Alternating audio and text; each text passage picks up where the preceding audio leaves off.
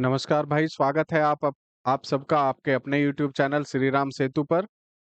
तो भाई चलिए क्लास को स्टार्ट करते हैं। आज हमारी जो क्लास है वो है आपकी, जो हमने पहले जो एक बहुत बड़ी सीरीज जो की है, वो सीरीज थी संवैधानिक विकास किस तरह से 1773 के बाद और हमारा 1700 जो हमारा 1946-47 तक भारत आजाद हुआ। संवैधानिक सभा भी हमने पूरी पढ़ ली थी। तो संवैधानिक सभा तक और 1773 से लेकर संवैधानिक सभा होने तक, संवैधानिक सभा के जब चुनाव हुए, प्रांतीय जो विधानसभाएं थी वहां से अप्रत्यक्ष रूप से उनमें क्या-क्या बदलाव हुए, मैंने पूरा आपको पढ़ाया है। तो उसी उसी से रिलेटेड जो महत्वपूर्ण क्वेश्चंस हैं, उनको देख लेते हैं, उनकी पृष्ठभूमि कैसी है, उनको भी देख लेते हैं एक बार। तो आपको टाइमिंग्स मैं बताना चाहूँगा भाई, जो हमारी टाइमिंग्स हैं वो क्लास की ये हैं।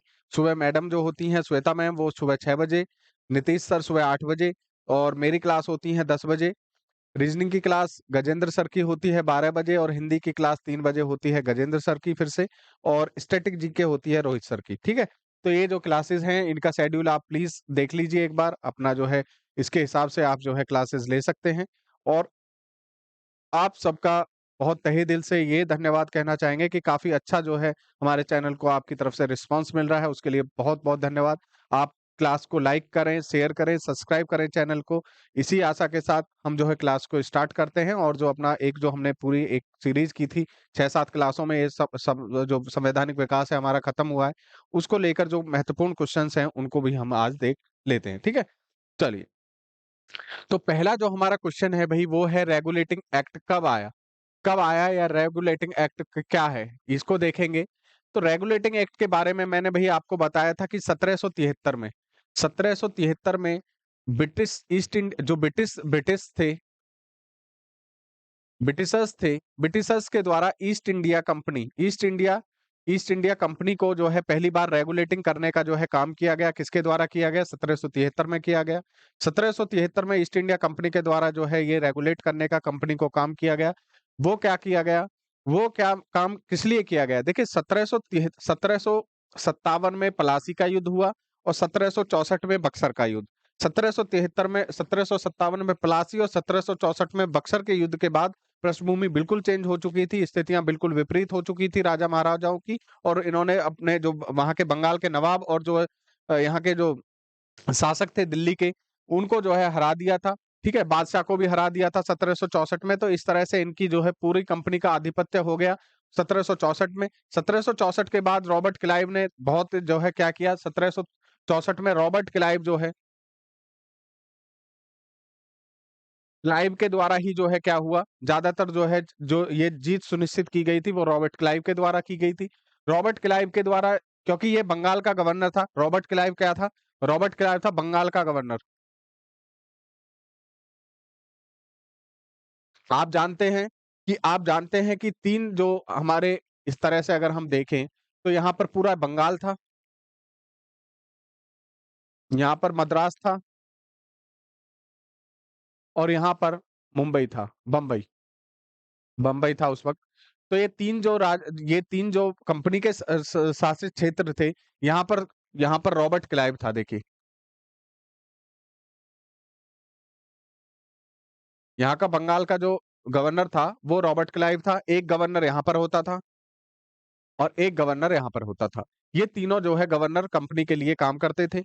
अब क्या हुआ 1773 में कंपनी ने क्या किया? रेगुलेट कर दिया। सॉरी, कंपनी ने नहीं, ब्रिटिश जो महारानी थी उसने कंपनी को रेगुलेट कर दिया। और 1773 में ये प्रावधान किया गया कि जो है रेगुलेटिंग एक्ट, इसीलिए इसको रेगुलेटिंग एक्ट कहते हैं।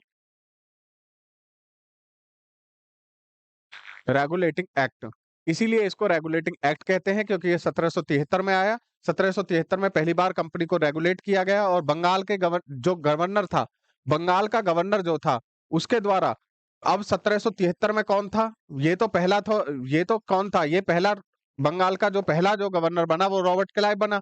और जो यहाँ पर जब 1773 में क्या कर दिया गया कि बंगाल के गवर्नर को बंगाल का गवर्नर जनरल कहा जाने लगा। बंगाल का जनरल। ठीक है?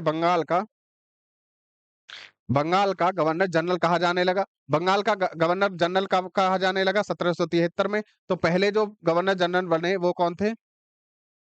Warren Hastings. वॉरेन हेस्टिंग जो थे, पहले गवर्नर जनरल बने। सर पहले गवर्नर जनरल कौन बने? पहले गवर्नर जनरल कौन बने? वॉरेन हेस्टिंग 1773 में वॉरेन हेस्टिंग पहले गवर्नर जनरल बने, ठीक है, बंगाल के। तो इसमें अब हमारा आंसर क्या हो जाएगा भाई? 1773। 1773। 1773 में रेगुलेटिंग एक्ट आया। 1858 में कंपनी का शासन बिल्कुल समाप्त कर दिया गया। 1793 में जो है ये पहला जो है चार्टर आया, क्योंकि 1773 के बाद चार चार्टर चार्टर एक्ट आए थे। 1793 20-20 साल के अंतराल पर आए थे। पहला आया था 1793, दूसरा आया था 1813, 1833, 1853, ठीक है। ये जो चार्टर एक्ट थे 20-20 साल के बाद आए थे। 1784 जो है पिट्स का इंडिया एक्ट था। पिट्स का इंडिया एक्ट, पिट्स का इंडिया एक्ट जो था, पिट्स इंडिया एक्ट जो है, ये 1784 में आया है। और 1773 के जो रेगुलेटिंग एक्ट था इसके बाद आया, क्योंकि इसमें यहाँ पर क्या था, कोर्ट ऑफ डायरेक्टर्स जो था, ठीक है, कोर्ट ऑफ डायरेक्टर्स जो था 1773 में था। और 1784 में बोर्ड ऑफ कंट्रोल भी आ गया। Board of control, board of control का काम था कि राजनीतिक काम वो अलग देखता था, व्यवसायिक काम जो है कंपनी देखती थी। तो व्यवसायिक काम के लिए कोर्ट ऑफ डायरेक्टर्स था, ठीक है। डायरेक्टर्स जो थे, निदेशक जो थे, वो कंपनी के व्यवसायिक काम को देखते थे। और डायरेक्ट बोर्ड ऑफ कंट्रोल था, वो क्या देखते थे? वो व्यापारी जो राजनीतिक चीजें देखते थे, ठीक है। चाय और चीन को छोड़कर कंपनी का व्यापारिक एकाधिकार समाप्त किया गया। देखिए, कंपनी के धीरे धीरे कंपनी को रेगुलेट करने का काम तो पहले ही हो चुका था, 1773 में हो चुका था। 1784 में पिट्स का इंडिया एक्ट आया, उसमें बोर्ड ऑफ डायरेक्टर्स भी, बोर्ड ऑफ कंट्रोल भी बन गया, ठीक है। और कोर्ट ऑफ डायरेक्टर्स पहले से था 1773 में। तो उसके बाद 1893 आया। 1893 के जो हमारा चार्टर है उसमें हालांकि बहुत बड़े बदलाव नहीं हुए, लेकिन बहुत बड़े बदलाव नहीं होने के कारण भी 1793 में, 1793 में पहला चार्टर आया, पहला चार्टर एक्ट, ठीक है। पहला चार्टर एक्ट जो आया वो आया कब? पहला चार्टर एक्ट आया 1773 में, ठीक है। 1793 में, सॉरी, 1773 में रेगुलेटिंग एक्ट था। इसके बाद आया 1813। 1813 में क्या हुआ? 1813 में कंपनी के द्वारा कंपनी का जो व्यापारिक एकाधिकार था वो समाप्त कर दिया गया। केवल चीन और चाय, चीन और चाय, चीन और चाय को छोड़कर, चीन और चाय को छोड़कर बाकी के सारे एकाधिकार कंपनी के समाप्त कर दिए गए थे। केवल कौन सा अधिकार छोड़ा था? क्योंकि देखिए, कारण क्या था कि जो ब्रिटिश, जो इंग्लैंड है, इंग्लैंड में भी जो है औद्योगिक क्रांति शुरू हो चुकी थी। और जो है वहां पर औद्योगिक क्रांति थी, और जो है धीरे धीरे और कंपनियां भी आने लगी थी। और कंपनियां भी जो है सरकार से ये मांग करने लगी थी कि हमको भी विश्व के और देशों में भेजिए, जिससे कि हम अपना रोजगार कर सके। लेकिन इंडिया में केवल एक कंपनी थी, east India company. East India company को एकाधिकार था। और ये कंपनी सही काम भी नहीं कर रही थी, जैसा सम्राट चाहते थे, जैसा क्वीन चाहती थी, वो काम ये कर नहीं रहे थे, क्योंकि लूट मचा रखी थी इन्होंने। अपने जो है ये क्या करते थे, पर्सनल इनके बिजनेसेस थे, पर्सनल बिजनेस करते थे, और जो है अन्य काम भी ये करते थे। तो उससे लेकर, और ये घूस लेते थे और जो भ्रष्टाचार में लिप्त थे, तो उसको देखते हुए 1813 में क्या किया कि और कंपनियों को भी मौका दिया गया। और कंपनियों को मौके देने की जो सिलसिला है उसके तहत 1813 में क्या कर दिया गया, चीन और चाय को छोड़कर, चीन और चाय को छोड़कर बाकी के सारे व्यापारिक एकाधिकार कंपनी के समाप्त कर दिए गए, ठीक है। तो हमारा आ जाएगा 1813। 1784 मैंने बताया पिट्स का इंडिया एक्ट था। 1833 और एक्ट है, इसके बाद आएगा 1853, उसके बाद आएगा। चलिए, मद्रास, बंबई एवं बंगाल के गवर्नर, मद्रास, बंबई एवं बंगाल के गवर्नर, बंगाल के गवर्नर जनरल के अधीन हो गए। मैंने बताया था 1773। 1773 में बंगाल का जो गवर्नर था वह बंगाल का गवर्नर,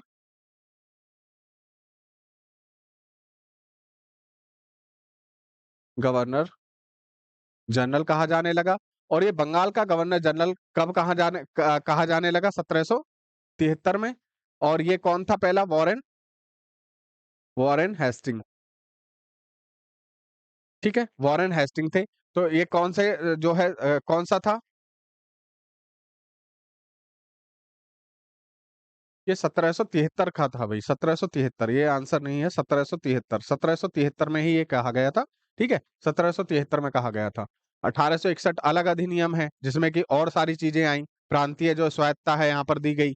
1853 का अधिनियम था, जहां पर कोई भी निश्चित सीमा नहीं की गई थी तय कंपनी के लिए। 1858 में कंपनी का सारा जो एकाधिकार था राजनीतिक और व्यापारिक सभी समाप्त कर दिया गया। 1833 में हालांकि इनका व्यापारिक जो एकाधिकार था वो बिल्कुल समाप्त कर दिया गया था। 1813 में जैसे कि इन पे चीन और चाय के लिए चीजें थी, वो अब 1833 में वो भी समाप्त हो गई थी, और 1858 में तो कंपनी ही समाप्त हो गई थी।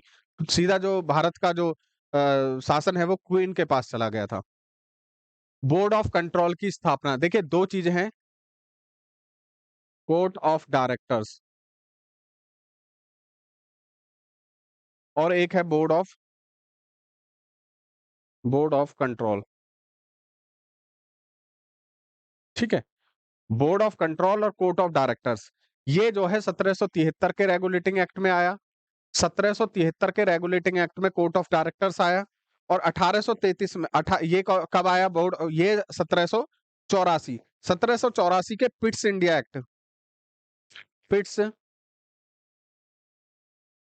इंडिया एक्ट, पिट्स का इंडिया एक्ट जो है 1784 में आया, और 1784 में बोर्ड ऑफ कंट्रोल को, बोर्ड ऑफ जो कंट्रोल है ये जो है बना। बोर्ड ऑफ कंट्रोल की अवधारणा कब आई? 1784 में। कोर्ट ऑफ डायरेक्टर्स जो थे, कोर्ट ऑफ डायरेक्टर्स इनका जो काम था, इसमें महत्वपूर्ण आपसे क्या पूछेगा क्वेश्चन कि आप ये बताइए कोर्ट ऑफ डायरेक्टर्स का काम क्या था? इनका काम था व्यापारिक।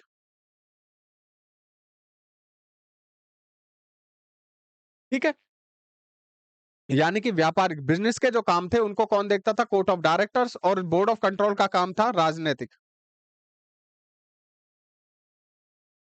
ठीक है, राजनीतिक काम का क्या था? बोर्ड ऑफ कंट्रोल का। कंपनी को जो व्यापारिक काम देखता था बोर्ड ऑफ डायरेक्टर्स देखता था, और कोर्ट ऑफ कंट्रोल जो था, बोर्ड ऑफ कंट्रोल जो था वो राजनीतिक काम देखता था। तो ये काम कब आया था? 1784। मैंने बताया आपको पिट्स के इंडिया एक्ट में लेकर आए थे, ये पिट्स का India Act 1784। Board of control, court of director 1773। Bengal के पहले गवर्नर जनरल कौन थे? देखिए बंगाल के पहले गवर्नर जनरल कौन थे? बंगाल के मैंने बताया 1773 में कौन बने? Warren Hasting. वॉरेन हेस्टिंग कहां पर है? वॉरेन हेस्टिंग, वॉरेन हेस्टिंग पहले थे। इसमें थोड़ा सा और क्लियर कर लेते हैं, हम थोड़ी चीजों को क्लियर कर लेते हैं। देखिए बंगाल के पहले, मेरे साथ देखेंगे, बंगाल के पहले governor general Warren Hasting. Warren Hastings, ठीक है। बंगाल के पहले गवर्नर, गवर्नर की बात कर रहा हूं, Robert,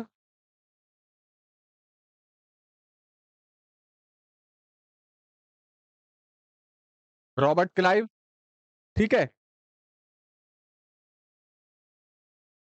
William Bentinck. William Bentinck कौन थे? पहले भारत के पहले गवर्नर जनरल 1833 में। 1833 में बंगाल का गवर्नर जनरल जो था उसके पद को हटाकर 1833 में भारत के गवर्नर जनरल बना दिया गया, और भारत के पहले गवर्नर जनरल कौन बने? William Bentinck. और अगर पूछे वायसराय, वायसराय कब बने? 1858 में। 1858 में वायसराय का पद बनाया गया, वायसराय। और कौन थे पहले? Lord Canning, Lord Canning. ठीक है, ये चीजें ध्यान रखेंगे। मैंने बताया रॉबर्ट क्लाइव पहले थे, पहले गवर्नर थे ये। वॉरेन हेस्टिंग पहले गवर्नर जनरल थे। विलियम बेंटिक क्या थे? भारत के पहले गवर्नर जनरल, भारत के पहले गवर्नर जनरल 1833 में। ठीक है, 1833 में बंगाल के पहले गवर्नर जनरल। और बात करें अगर हम लॉर्ड कैनिन की, तो ये क्या थे? वायसराय। 1858 के अधिनियम में सबसे पहले जो एक पद जो है परिवर्तित किया गया, भारत का गवर्नर जनरल अब क्या बना दिया गया? अब बना दिया गया था, अब क्या बना दिया? भारत का गवर्नर जनरल अब जो है वायसराय बना दिया गया। ठीक है, 1858 में। कंपनी का शासन भारत से समाप्त किया गया, देखिए मैंने आपको बताया था 1773 से, ये सिलसिला 1773 से लागू हुआ। 1773 के रेगुलेटिंग एक्ट, रेगुलेटिंग एक्ट 1773 का जो रेगुलेटिंग एक्ट था, 1773 के रेगुलेटिंग एक्ट से होते होते 1784 का जो हमारा पिट्स का इंडिया एक्ट है, 1833 का चार्टर एक्ट है, 1833 का चार्टर एक्ट है, 1853 का चार्टर एक्ट है, 1858 का भारत शासन अधिनियम है। यहाँ पर आकर सिलसिला खत्म होता है, और ये जो है सिलसिला ये क्या होता है, यहाँ पर कंपनी का शासन बिल्कुल खत्म हो जाता है, समाप्त हो जाता है कंपनी का शासन। और जो है अब जो है क्वीन का शासन, रानी का शासन आ जाता है। तो 1858, ठीक है, 1858। साइमन कमीशन भारत कब आया? देखिए हम जानते हैं साइमन कमीशन के बारे में कि भारत कब आया। इसके विषय में थोड़ी सी चीजें और देख लेते हैं। पहले देखेंगे साइमन कमीशन, पहले देख लेते हैं 3 फरवरी 1928, 3 फरवरी 1928 को साइमन कमीशन भारत आया। ये इस क्वेश्चन का आंसर है 1928। ठीक है, पहला तो ये हो गया। अब देखते हैं साइमन कमीशन क्यों आया भाई भारत। साइमन कमीशन भारत क्यों आया? 1919 में Montagu Montagu Chelmsford Montagu Chelmsford सुधार हुए।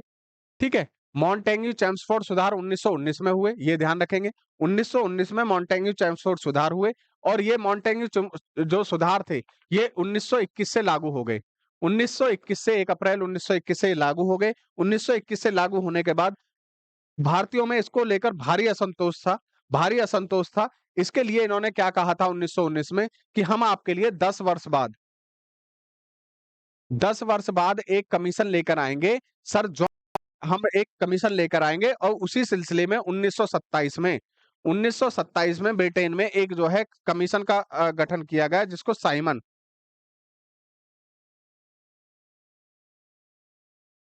कमीशन कहते हैं। ये साइमन कमीशन भारत आया मैंने बताया साइमन कमीशन भारत आया 1928 में, 3 फरवरी 1928 को आया ये भारत। और इसके जो चीफ थे वो कौन थे sir? John Simon, sir John Simon. ठीक है, सर जॉन साइमन जो है इसके अध्यक्ष थे। इन्होंने क्या कहा, सर जॉन साइमन जब भारत आया तो इसका भारी विरोध हुआ। इसमें जो है साइमन कमीशन में जितने भी मेंबर थे, 7 मेंबर थे, सारे के सारे श्वेत थे, व्हाइट थे। इसको व्हाइट जो है कमीशन भी कहते हैं। और इसका भारी विरोध हुआ। लाला लाजपत राय इसी विरोध के चलते उनको लाठी ही लगी और वो उनकी जो है मृत्यु हो गई पंजाब में। उसी का विरोध करते हुए हमारे जो भगत सिंह, राजगुरु और सुखदेव ने जो है सैंडर्स को मार दिया। ठीक है, हालांकि वह मारना किसी और को चाहते थे लेकिन सैंडर्स की मृत्यु हो गई। उसी को जो है लाहौर लाहौर केस के नाम से जानते हैं, मैंने बताया था। लाहौर केस में जो है इन तीनों को फांसी हुई। ठीक है, 23 मार्च 1931 को, ये चीज ध्यान में रखेंगे आप। तो ये चीजें हैं। इसका मतलब साइमन कमीशन कब आया? 1928 में। 1928 में भारत में साइमन कमीशन आया। तो आंसर हो जाएगा हमारा 1928। और यही जो साइमन कमीशन है यही जाकर क्या बना? 1935 का जो भारत शासन अधिनियम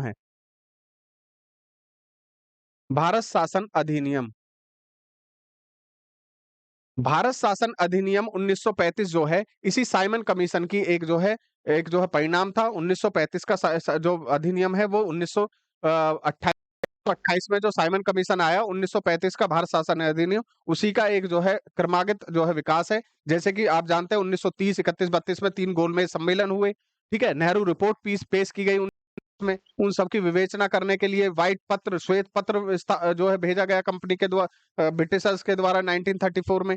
ये 1933 की चीजें जो है जोड़ने के बाद जो है लास्ट में जो क्या आया, भारत शासन अधिनियम 1935 से लेकर आए। ठीक है, इसको हम जो है हमारे भारत का मिनी कॉन्स्टिट्यूशन इसको भी कहते हैं, 42वां संविधान को इसको मिनी कॉन्स्टिट्यूशन कहते थे। इसे 60 से 70% जो है चीजें 1935 के अधिनियम से ही ली गई हैं। तो 1928 में आया था भाई साइमन कमीशन। चलिए, मार्ले मिंटो सुधार किसे कहा जाता है? देखिए मार्ले मिंटो, अब मैं आपको बता दूं 1858 में जो है क्या काम किया गया, जो बोर्ड ऑफ कंट्रोल और जो कोर्ट ऑफ डायरेक्टर है ये समाप्त कर दिए गए। अब 2 पद जो है बनाए गए। जो ब्रिटेन में बैठता था, लंदन में बैठता था, वो होता था सचिव। सेक्रेटरी होता था, जो सचिव होता था वो कहाँ पे बैठता था? लंदन में। और जो भारत में होता था वो होता था वायसराय। कहीं-कहीं इसको अभी भी भारत का गवर्नर जनरल कहते थे। मैं बताऊंगा कैसे अंतर था भारत का। आपको कई जगह में लिखा मिलेगा भारत का गवर्नर जनरल। अब मैं बताता हूं ये अंतर क्या था। देखिए, भारत जब 1858 की हम बात कर रहे हैं तो 2 तरह के भारत में बटा हुआ था। एक था देसी भारत और एक था ब्रिटिश भारत। तो ये था देसी, जहां पर कई सारे राजा, 600 से ज्यादा राजा रियासतें काम कर रही थी। और ये पूरा ब्रिटेन के संरक्षण में काम करने वाला, ब्रिटेन की महारानी के संरक्षण में काम करने वाला ब्रिटिश राज। अब ब्रिटिश में जो था, ब्रिटिश के जो कंट्रोल में भारत था उसको कहते थे वायसराय। और जो देशी रियासतों के अंडर काम करता था उसको कहते थे भारत का गवर्नर जनरल। हालांकि पद एक ही था और व्यक्ति भी एक ही होता था लेकिन नाम अलग-अलग से जानते थे। तो ये 1858 में क्या किया गया, एक सचिव जो इंग्लैंड में बैठता था और वायसराय जो भारत में रहता था। अब जो इंग्लैंड में बैठता था 1909 में, 1909 में जो है क्या हुआ, इसका आंसर हो जाएगा 1909। 1909 में क्या हुआ कि 1909 में एक सचिव जो मार्ले मार्ले जो थे वो सचिव थे, और जो मिंटो थे वायसराय। कब? 1958 में। 1958 में मार्ले जो थे, 1909 में, सॉरी 1909 में जो थे मार्ले जो थे क्या थे? सचिव थे, और मिंटो जो थे वो वायसराय थे। इन दोनों के द्वारा एक जो है सुधार लेकर आए, जिसको सांप्रदायिक निर्वाचन प्रणाली यहीं से शुरू की गई मुसलमानों के लिए। 1909 का जो मार्ले मिंटो सुधार है, इसको भी ध्यान में रखेंगे। तो 1858 में पद जो बनाया गया था वो सचिव और किसका? वायसराय का बनाया गया था। चलिए, शिमला समझौता कब हुआ? देखिए, शिमला समझौता एक जो है बहुत बड़ी प्रक्रिया, अंग्रेजों ने बहुत जुझारूपन दिखाया कि भारतीयों को कोई भी जो है शक्ति हस्तांतरित ना की जाए। उसने उन्होंने उसको बचने के लिए काफी काम किया, जैसा कि इन्होंने साउथ अफ्रीका में किया। आज भी वहां पर बहुत सारे व्हाइट आप देखेंगे, जबकि वहां की जो जो नेटिव जो प्रजाति है वो ब्लैक है। लेकिन आप साउथ अफ्रीका में देखेंगे तो वहां गोरे बहुत है। वो वही है जो उन पर राज कर रहे थे, बहुत उनको फिर जो प्रतिनिधित्व दिया गया और वो वहीं पर बस गए। उनकी वहीं कॉलोनियां हैं, आप देखेंगे जो उनकी कॉलोनियां हैं वो स्वच्छ हैं, साफ हैं, और बहुत ही जो है सोफिस्टिकेटेड है, विकसित जो है, उन्नत जो है कॉलोनियां हैं। और जो वहाँ के लोकल हैं, नेटिव हैं, जो ब्लैक हैं, वो आज भी जो है एक ऐसी जिंदगी जी रहे हैं, बहुत जो है खराब स्थिति में है। तो ये स्थिति वो यहाँ भी करना चाहते थे। जैसे कि क्रिप्स मिशन आया, अगस्त प्रस्ताव आया, इन चीजों में उन्होंने यही करने की कोशिश की थी। ठीक है, तो क्रिप्स क्रिप्स मिशन 1942, अगस्त प्रस्ताव 1940 में ये जो प्रक्रिया आई, तो इनमें ये यही करना चाहते थे कि भारत में अभी भी वो प्रतिनिधित्व देना चाहते थे, हल्का हल्का प्रतिनिधित्व भारतीयों को देना चाहते थे। लेकिन कांग्रेस ने बिल्कुल स्पष्ट मना कर दिया था कि हम जो है ऐसा प्रतिनिधित्व नहीं चाहते, हमको तो केवल पूर्ण स्वराज चाहिए। पूर्ण स्वराज का मतलब भारतीय ही भारतीयों पर राज करेंगे। सीधी बात है, आप अपने घर जाएं। ये बहुत अच्छा फैसला रहा। तो इसी विकास में 1940 में जैसे कि अगस्त प्रस्ताव,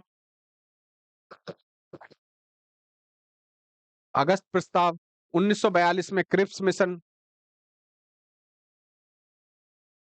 ठीक है, और जो है एक 1945 में ही वेवेल योजना, जो वहां के वायसराय थे 45 में, वेवेल योजना, उन्होंने उन्होंने प्रतिनिधित्व देने की कोशिश की और सोचा कि जो यहाँ पे ब्रिटिशर्स अच्छी स्थिति में हैं, जो उन्होंने बहुत सारी जमीनें खरीद ली हैं, अपने व्यवसाय स्थापित कर लिए हैं, तो वो यहीं रह जाएं, उनको थोड़ा प्रतिनिधित्व दे दें और वो यहीं रह जाएं, बस जाएं, और भारतीय फिर भी हम जो है उनके गुलाम ही रहते।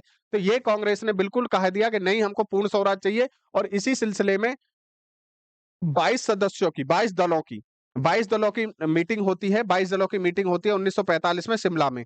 शिमला में एक जो है मीटिंग होती है 22 दलों की, और उसको शिमला समझौता कहा जाता है 1945 में। 1945 में शिमला समझौता हुआ, और शिमला समझौता भी अंततः एक तरह से जो है, जैसे ये सारे जो है प्रस्ताव थे, ये जो है असफल रहे, ऐसे ही शिमला समझौता भी असफल रहा। अंततः जो है क्या हुआ? संविधान सभा का गठन हुआ। ठीक है, वेस्टर्न जो वहां के जो नए जो प्रधानमंत्री बने, एटली जो थे, द्वितीय विश्व युद्ध के बाद उन्होंने, एटली ने एक जो यहाँ पे कैबिनेट मिशन भेजा, आप जानते ही हैं, फिर आगे की प्रक्रिया चालू होती है। क्रिप्स मिशन, मैंने अभी बताया आपको, क्रिप्स मिशन के जो है अध्यक्ष कौन थे? तो सर स्टेफर्ड क्रिप्स। ये एक अकेला जो है, एक सदस्यीय जो है, एक जो है क्या था, जो है मिशन था, यानी कि एक जो है मिशन जो भेजा गया भारत, वो क्रिप्स। देखिए, सर स्टेफर्ड क्रिप्स जो थे, वो दरअसल उनकी ख्याति जो थी भारतीयों की नजरों में अच्छी थी। वो अच्छा महसूस करते थे कि अगर क्रिप्स कोई बात कहते थे। एक दयालु व्यक्ति थे, जैसा कि आप जानते हैं, थोड़ा सा इनका जो है ये एक दयालु व्यक्तित्व था, और ये जो है बहुत अच्छी तरह से समझते थे भारतीय समस्याओं को। भारतीय भी इनको अपना मानते थे और इनको उनको सम्मान देते थे। इसीलिए ब्रिटिशर्स हमेशा जो है इनको क्रिप्स जो थे, स्टेफर्ड क्रिप्स को कई बार अपने जो है आसपास रखते थे। ठीक है, तो क्रिप्स को आसपास रखते थे, जिससे कि जैसे आप जानेंगे, अब जो है जैसे ये कैबिनेट मिशन लेकर आएंगे तो उसमें भी सर स्टेफर्ड क्रिप्स जो रहेंगे। तो ये चीजें थी। तो इसका क्रिप्स मिशन कब आया था भारत में? 1942 में। 1942 में क्रिप्स भारत आया, सर स्टेफर्ड क्रिप्स उसके अध्यक्ष थे। चलिए, कैबिनेट मिशन योजना घोषणा की गई। देखिए, कैबिनेट मिशन योजना की घोषणा जब की गई, इसकी जो घोषणा कब की गई बताएं भाई? इसकी घोषणा की गई थी 22 जनवरी 22 जनवरी 1946। 1946 को इसकी घोषणा की गई। 1946 को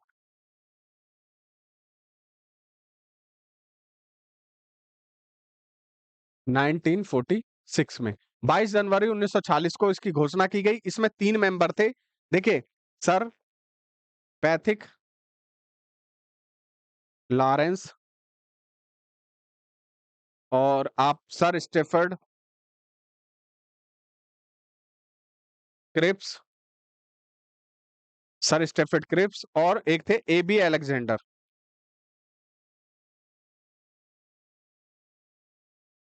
एबी अलेक्जेंडर, ठीक है। ये 3 जो थे क्या थे, ये इसके सदस्य थे। जो कैबिनेट मिशन भारत आया 22 जनवरी 1946 को ब्रिटेन में ये घोषणा की गई, किसके द्वारा? एटली के द्वारा।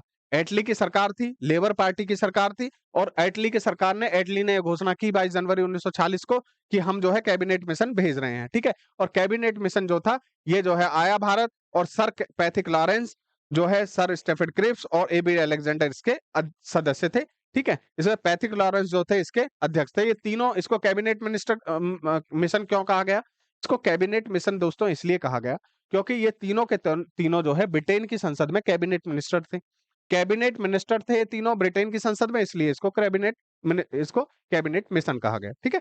चलिए, संविधान सभा में कुल कितने सदस्य थे? देखिए, संविधान सभा बन जाती है, संविधान सभा बनने पर अब आपसे पूछा जाएगा इसमें कुल कितने सदस्य थे। देखिए, 1946 में 1946 में भारत की जनसंख्या लगभग 40 करोड़ थी, ठीक है। 40 करोड़ जनसंख्या थी। अब इस 40 करोड़ जनसंख्या के अनुपातिक हिसाब से इनको क्या करा था? एक सदस्य का निर्वाचन 10 लाख जनसंख्या पर होना था। 10 लाख जनसंख्या, ठीक है। 10 लाख की जनसंख्या पर एक सदस्य का निर्वाचन होना था। तो एक सदस्य का जो निर्वाचन है वो 10 लाख की जनसंख्या पर होना था। उसको देखते हुए उस समय की जनसंख्या के अनुसार 389 सदस्यों का निर्वाचन होना था। और ये निर्वाचन अप्रत्यक्ष रूप से प्रांतीय जो लोक विधानसभाएं थी वहां से होना था, ठीक है। तो ये 389, इसमें ध्यान रखेंगे। तो 389 आंसर हो जाएगा, 389। बात करें 296, 296 देखिए ब्रिटिश प्रांत से थे।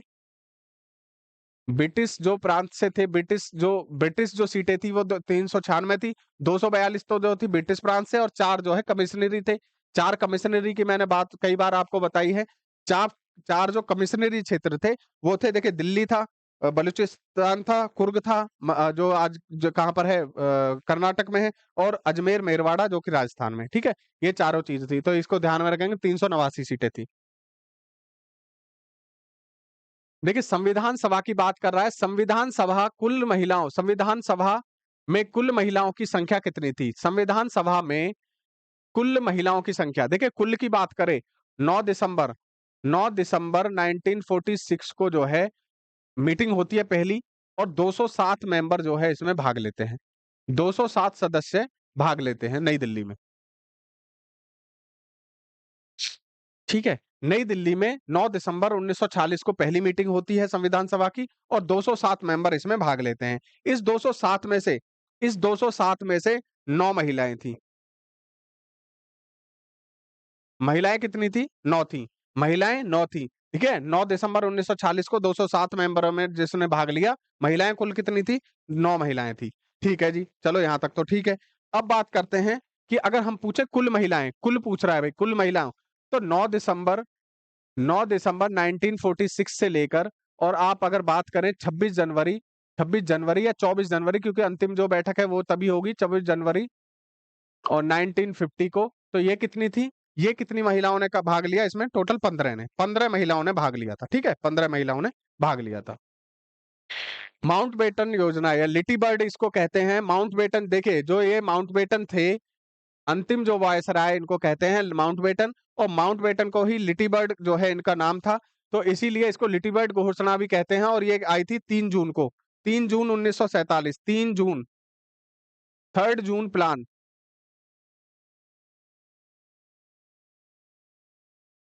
3rd जून प्लान भी बोलते हैं इसको, लिटी बर्ड योजना भी बोलते हैं, और माउंटबेटन योजना भी बोलते हैं। 3 जून 1947, इस योजना में क्या था? इस योजना में भारत को संघीय, एक जो है संघीय प्रदेश के रूप में, और पाकिस्तान को मुस्लिम जो है, एक तरह पाकिस्तान की अलग व्यवस्था इसमें की गई थी। भारत पाकिस्तान के टुकड़े भी इन्हीं के जो है प्रस्ताव पर, इस माउंटबेटन योजना पर ही हुए थे। प्रारूप समिति में कुल कितने सदस्य थे? देखिए 29 अगस्त 1946 29 अगस्त 1946 को जो हमारे जो कौन-सी समिति थी? प्रारूप समिति, ठीक है? प्रारूप समिति प्रारूप समिति जो है 29 अगस्त 1946 को प्रारूप समिति जो है अम्बेडकर के द्वारा प्रस्तुत की जाती है और जो है उसको पहली बार जो है अम्बेडकर जी को इसका अध्यक्ष बना लिया जाता है 29 अगस्त 1946 को, ठीक है? तो इसमें कितने सदस्य थे? इसमें कितने थे? 1 + 6 एक थे डॉक्टर भीमराव अम्बेडकर और 6 अन्य थे, ठीक है? के.एम. मुंशी डीबी खेतान ये सब जो है इसी के मेंबर थे, ठीक है? तो ये ध्यान में रखेंगे 2 मेंबर्स की जो है इसमें एक मेंबर जो डीबी खेतान थे उनकी मृत्यु हो जाने के बाद कृष्णाबाचारी को इसमें सदस्य बनाया जाता है। तो दोस्तों ये आज हमारी क्लास थी। थोड़ी छोटी एक शॉर्ट वीडियो रही होगी, बिल्कुल, लेकिन आगे से आप क्योंकि एक रिवीजन क्लास थी, इसके बाद जो हमारी एक रिवीजन और क्लास है, उसके बाद हम जो है नए सिरे से फिर जो हम अब जो संविधान की तरफ रुख करेंगे और जो पहली जो हमारी क्लास होगी वो होगी प्रस्तावना पर, जो हमारी प्रस्तावना है यानी उद्देशिका, उसको लेकर हमारी पहली क्लास होनी है। इसके बाद जो पहला एक जो है इसके बाद एक रिवीजन क्लास और है इसकी जो कुछ क्वेश्चंस हैं, उसके बाद जो बचे हुए क्वेश्चंस को हम नेक्स्ट क्लास में कराएँगे और उसके बाद हम उद्देशिका यानी कि प्रस्तावना पर बात करेंगे। प्रस्तावना के बाद धीरे-धीरे फिर हम जो है इसके स्रोत क्या हैं, इसकी और जो भी इसके पक्ष होंगे, उन पर भी सब भी पे बात करेंगे। तो आज के लिए इतना ही दोस्तों। आज क्लास देखने के लिए बहुत-बहुत धन्यवाद। जुड़ने के लिए आपका बहुत-बहुत शुक्रिया। आप प्लीज़ क्लास को लाइक करें, शेयर करें और जो है हमारा जो चैनल है उसको भी सब्सक्राइब करें। Thank you very much.